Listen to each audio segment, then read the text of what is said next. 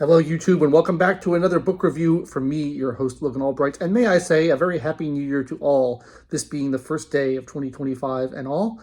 And today I'm talking about a Gothic novel called Manfroné, or The One-Handed Monk, by Mary Anne Radcliffe.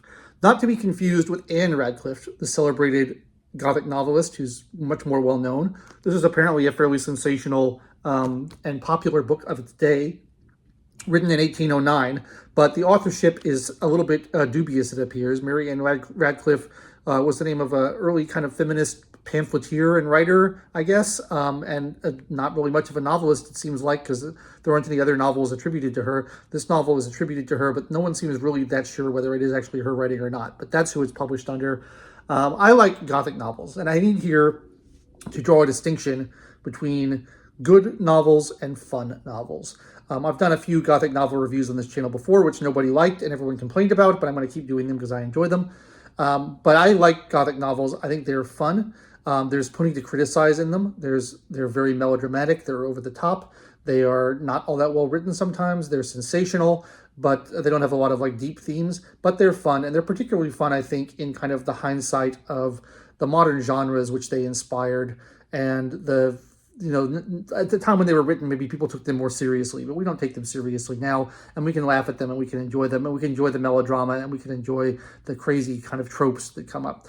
And as I was reading this, it struck me that the Gothic novel is the ancestor of kind of two very separate genres of books that kind of sprung forth out of this one genre, which I thought was interesting. Like, you really get romance novels out of Gothic novels. They were called Gothic romances in the early days. There's a lot of, distressed women, their affairs of the heart with various aristocrats being forced into marriage with people they don't want to marry, but then they love someone else. And there's very impassioned speeches and love scenes. Like, you kind of get that kind of romance novel feel out of a lot of them. Usually heroines rather than heroes.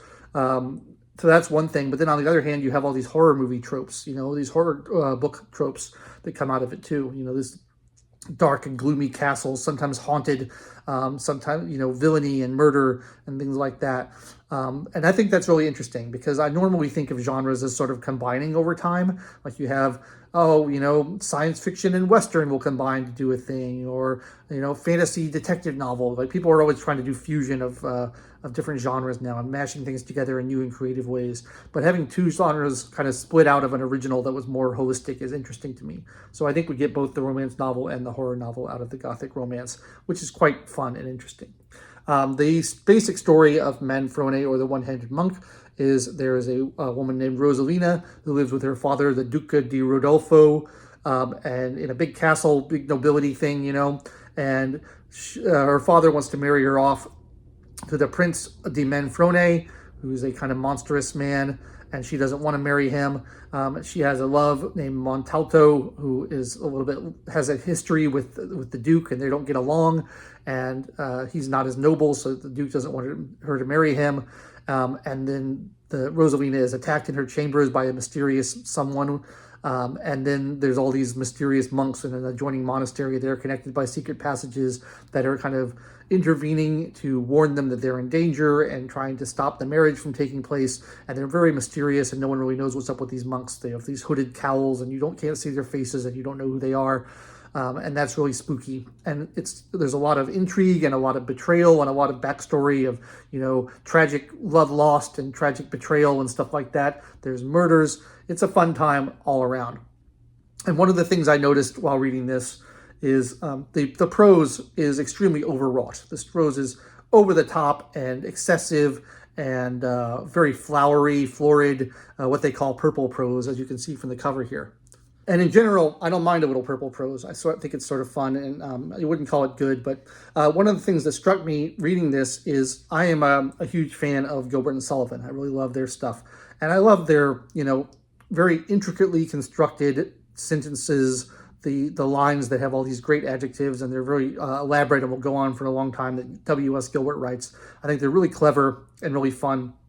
But I'm realizing upon reading this that a lot of the dialogue in Gilbert and Sullivan plays is sort of meant to be a parody of these kind of overwrought Gothic romances that came about a century beforehand. You know, they're sort of making fun of the tropes. You know, when they do things like the Pirates of Penzance, where you have this crazy pirate story, that's not really contemporary with the late 1800s when Gilbert and Sullivan are writing. It's a throwback to sort of an earlier genre of storytelling and theater or books and things like that. Sort of the same way that like Star Wars is a throwback to 1930s serials and pulps and stuff like that.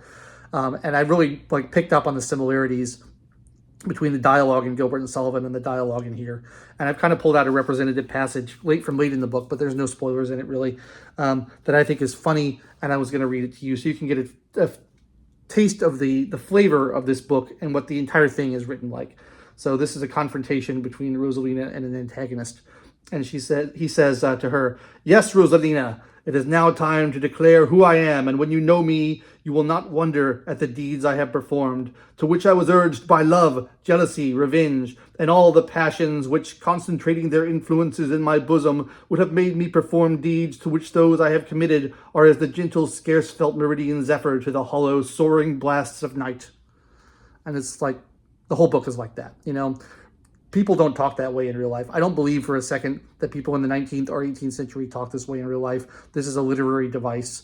And a lot of people use that to criticize books like this and say that they're not well written. And it's a fair criticism.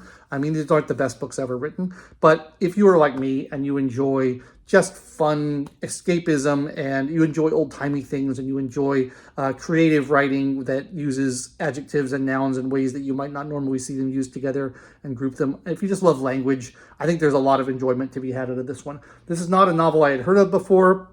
It's not one of the more famous Gothic romances nowadays, but it was apparently popular in its day, and with good reason. It's got a lot of the tropes that you associate with the genre.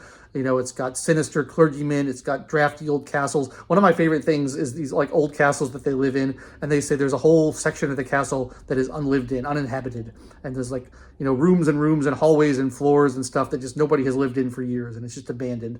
Like imagining, you know, with the kind of difficulty people have in buying houses today, that you would have a giant section of your house that you just never use and no one ever lives in is really funny. And that's used a lot in here. There's secret underground passages. There's spooky mist-covered forests that people go into to hide, you know, with mysterious figures that lurk in cottages out there. It's just a great, you know, collection of sort of spooky horror tropes and overwrought romance dialogue. So I really enjoyed it. I wouldn't call it great, but it's a lot of fun. So if you're like me and you enjoy Gothic literature, Gothic romances, and you maybe haven't heard of this, you've heard of the more famous ones like The Castle of Otranto or The Monk or Melmoth the Wanderer, all of which I've talked about on this channel, you might enjoy this one too. So that's my review of Manfroné or the One-Handed Monk. What's better than a monk with one hand? Who can argue with that? I will be, actually later today, I'm leaving to go to Scotland for a week. And I will probably pick up a bunch of interesting books there and bring them back and talk about them. But there's a good chance that I won't be uploading a video next week because I'll be in Scotland. I'm getting back actually a week from today, so I'll be traveling and may not have a chance to upload a video. I'll see what I can do. Maybe I'll do something but while I'm on the trip. But don't hold your breath. If I'm not here for a week, that's what's going on. I haven't died, and I will be back with more wonderful book reviews for you directly. That's all I've got for today. If you enjoyed this review, please like the video, subscribe to the channel, click that bell for notifications. Leave me comments down below telling me how much you hate when I review Gothic novels because nobody likes them apart from me. And check back next time for maybe 2 weeks from today for another book review from me, your humble host, Logan Albright. Thanks so much for watching. Have a very happy new year. I hope 2025 treats you well, and I'll see you later.